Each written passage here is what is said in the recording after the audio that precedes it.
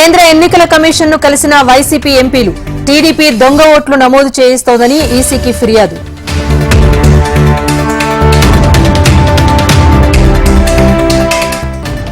కేంద్ర ఎన్నికల కమిషన్ తో టీడీపీ ఎంపీల భేటీ. ఏపీలో నకిలీ ఓట్ల నమోదుపై ఈసీకి ఫిర్యాదు.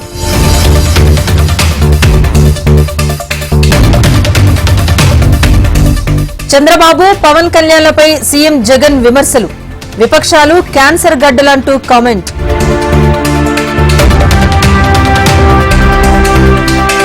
ఏపీలో మార్చి 1 నుంచి 15 వరకు ఇంటర్ పరీక్షలు. మార్చి 18 నుంచి 30 వరకు 10th పరీక్షలు.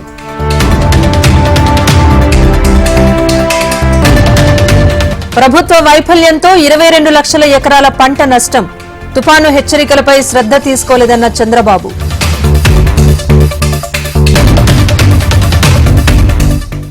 కులగణనకు కేంద్రం ఎందుకు భయపడుతోంది? బీజేపీ తన వైఖరి మార్చుకోవాలన్న ఆర్ కృష్ణయ్య.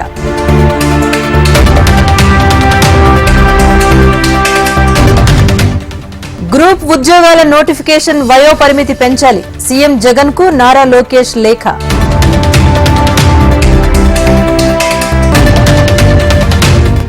జగన్ ప్రభుత్వంలో వివిధ శాఖల్లో అవినీతిపై హైకోర్టులో పిల్. అందరికీ నోటీసులు అందజేయాలని హైకోర్టు ఆదేశాలు.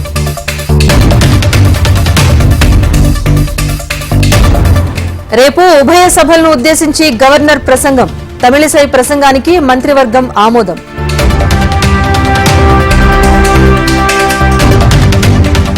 తెలంగాణ అసెంబ్లీ స్పీకర్ గా గడ్డం ప్రసాద్ ఏకగ్రీవంగా ఎన్నికైనట్లు ప్రకటించిన ప్రొటెం స్పీకర్.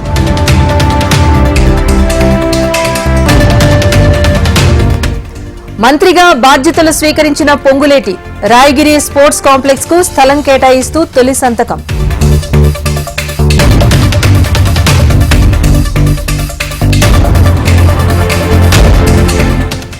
సీతక్క బాధ్యతల స్వీకరణలో స్మితా సబర్వాల్ రాష్ట్రంలోనే ఉంటానని క్లారిటీ ఇచ్చిన సీనియర్ ఐఏఎస్.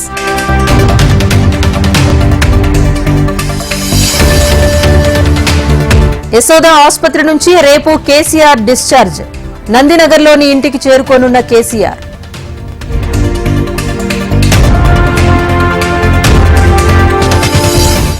కేటీఆర్ పై మంత్రి పొన్నం ప్రభాకర్ ఆగ్రహం. గత బీఆర్ఎస్ ప్రభుత్వ హామీలపై చర్చకు సవాల్.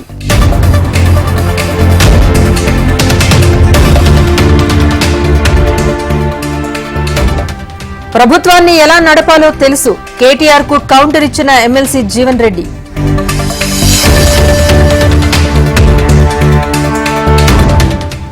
ఆరు గ్యారంటీల పేరుతో అధికారంలోకి వచ్చారు. నిధులు ఎక్కడి నుంచి తెస్తారో చెప్పాలన్న రాజాసింగ్.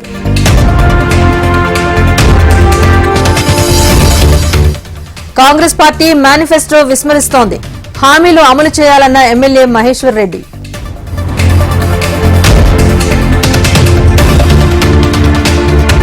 ఏపీ వ్యాప్తంగా అంగన్వాడీల నిరసనలు.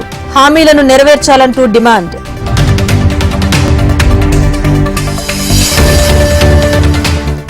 శంషాబాద్ గగన్ పహాడ్లో సిలిండర్ పేలుడు.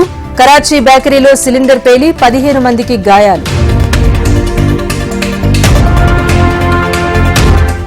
పార్లమెంటు ఉభయ సభల్లో భద్రతపై దుమారం.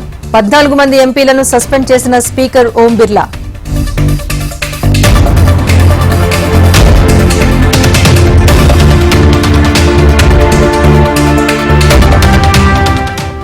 పార్లమెంటు భద్రతా సిబ్బందిపై సస్పెన్షన్ వేటు.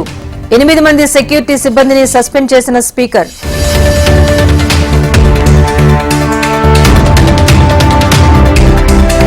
భారత్లో కిక్కిరిసిపోయిన జైళ్లు.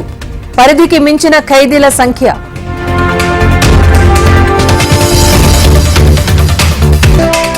భారీ లాభాలతో ముగిసిన దేశీయ స్టాక్ మార్కెట్లు.